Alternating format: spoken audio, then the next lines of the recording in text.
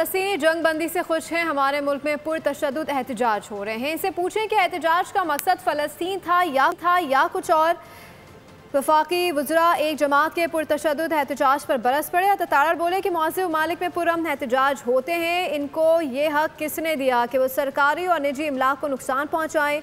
मुजाहिरीन ने एक इंस्पेक्टर को शहीद कर दिया, 21 गोलियाँ मारी गईं, उसका क्या कसूर था।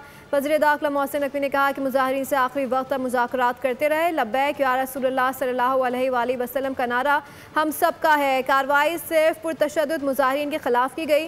वफाकी वज़ीर मजहबी उमूर सरदार यूसुफ बोले कि शर पसंद अनासर की सरकोबी करना रियासत की जिम्मेदारी है।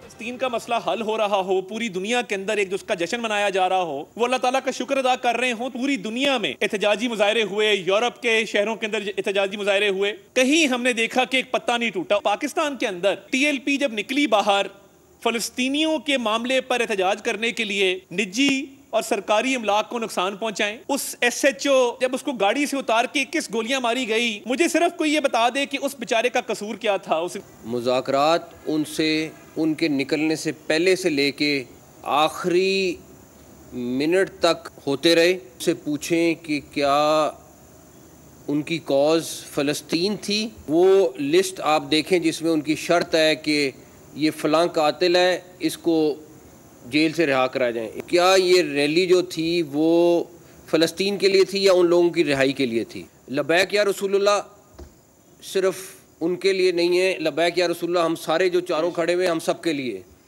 ये नारा उनका नहीं है, ये नारा हम सब का है। इतना कहूँगा कि उस दिन किसी के ऊपर भी तशद्दुद नहीं हुआ, सिर्फ उन लोगों पे हुआ जो पुरतशद्दुद थे। पुलिस उसके तहफ़्फ़ुज़ के लिए थी, उन पर भी गोलियां बरसाईं और इसके साथ ही तोड़ फोड़ की। स्टेट की जिम्मेदारी थी कि उनको हिफाजत करना और इस तरह के जत्थों की जो है उनकी सरकोबी करना, ये तो स्टेट की जिम्मेदारी थी। सब्सक्राइब करें और बेल दबाएं ताकि कोई खबर रह न जाए।